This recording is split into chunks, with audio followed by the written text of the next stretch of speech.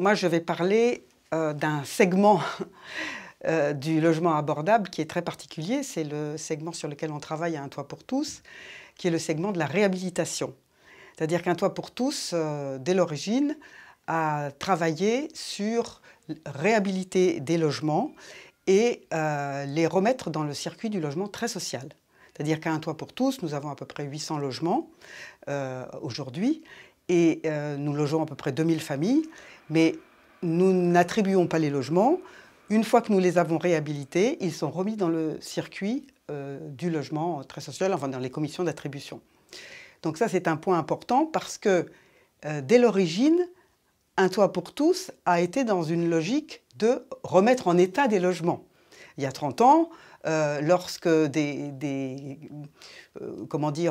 militants, des gens qui voulaient agir pour le logement se sont mis ensemble pour racheter des logements, les retaper et les proposer à la location à un prix très abordable, eh bien, ils ont commencé par retaper les logements, comme on disait.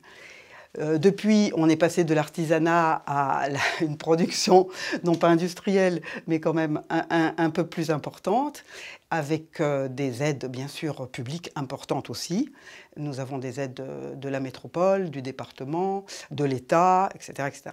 Donc, à l'origine, et toujours actuellement, notre métier, c'est de remettre en état des logements. Donc forcément, quand on remettait des logements en état à l'époque, on les remettait aux normes. On ne parlait pas encore de transition, mais on était obligé de fournir un logement avec préoccupation sociale pour nos ménages, des logements qui soient les moins énergivores possibles. Donc on changeait les fenêtres, on refaisait le chauffage, on se préoccupait des fluides, de l'eau chaude, etc., etc. Et ce n'était pas juste une remise en état avec un peu de peinture ou quelques agréments. C'était vraiment une remise en état sur le fond. Et c'est la raison pour laquelle on fait toujours la même chose. On a une équipe qui intervient, de professionnels qui interviennent, des architectes, mais aussi des conducteurs de travaux, etc. Donc c'est toute la partie production, ce qu'on appelle nos productions, qui nous permet de remettre sur le marché du logement très social des logements aux normes. On a un peu de A, surtout du B et du C, et on a très peu des autres catégories. Maintenant, tout le monde sait ce que c'est, les mauvaises catégories. Et je précise enfin que le logement très social, c'est du logement à 5 € le mètre carré à la location, alors qu'il est plutôt à 10, 12 € dans le privé. Les ménages qui sont dans nos logements sont tous, entre guillemets, suivis, accompagnés. Ça veut dire quoi? Ça veut dire que nous avons des ménages qui sont parfois en grande difficulté, en tout cas qui des fois viennent de la rue, qui sont orientés par le 115. Enfin voilà, ce sont des ménages des fois, des personnes seules. Quand je dis ménage, c'est aussi bien des familles que des personnes seules. Donc ils ne sont pas tous dans cette situation-là, mais il y a un bon tiers des gens qui sont orientés par le SIAO. Je parle pour les initiés. Et ces personnes ont la garantie d'être dans un logement avec un suivi social.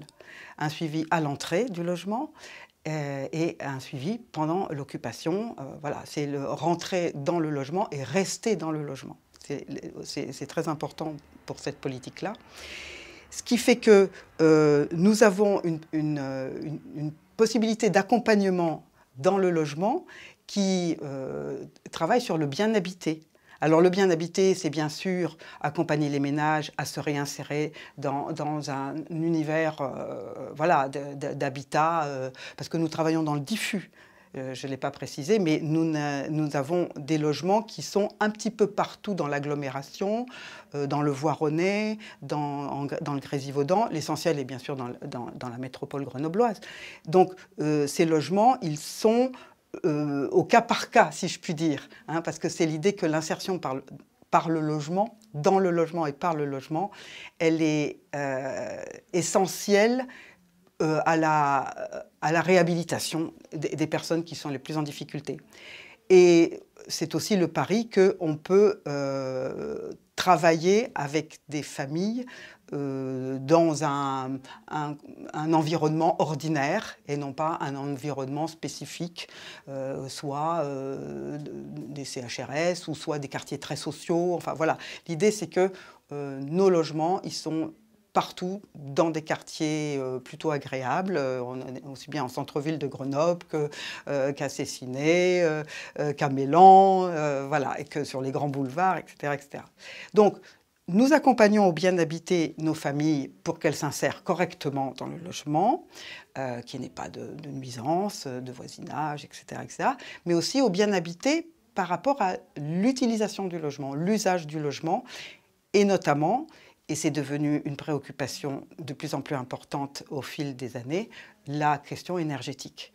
Parce que les fluides, je ne parle pas de la période actuelle qui est, voilà, qui est très exacerbée, mais les fluides ont toujours été une question importante pour les ménages en difficulté, parce que les APL couvrent une partie, si ce n'est la quasi-totalité du loyer, mais pas les fluides.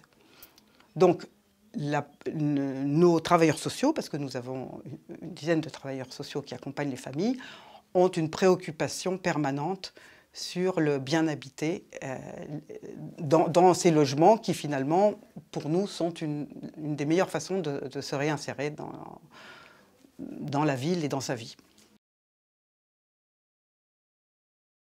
Un toit pour tous intervient sur les logements à la fois dans la réhabilitation, c'est-à-dire qu'on remet aux normes et avec les normes actuelles. Donc c'est vrai qu'il y a une problématique de logement des années 50, 60, jusqu'à 70 à Grenoble, qui sont absolument énergivores. Et ce qui fait que peut-être maintenant avec les nouvelles lois, la nouvelle loi qui est passée, qui interdit à la location les logements les plus énergivores, on va pouvoir racheter des logements et les remettre aux normes et les remettre dans le circuit du logement très social. Donc on intervient sur c'est la manière fondamentale d'intervenir, hein, parce que bon, pour être la transition énergétique, c'est aussi beaucoup de techniques pour ce qui concerne le logement, hein. C'est l'isolation, c'est une bonne utilisation des fluides, et on intervient au niveau social avec les familles les plus en difficulté, parce que nous rentrons dans les logements par l'accompagnement social et aussi par des actions des bénévoles d'un toit pour tous qui sont amenés, alors on a un groupe qui s'appelle les bénévoles bricoleurs, et qui sont amenés à la demande bien sûr, à venir dans les logements, à la demande des familles, pour réparer, pour montrer comment ça marche, pour expliquer pourquoi finalement on s'est mal servi d'un appareil. Voilà.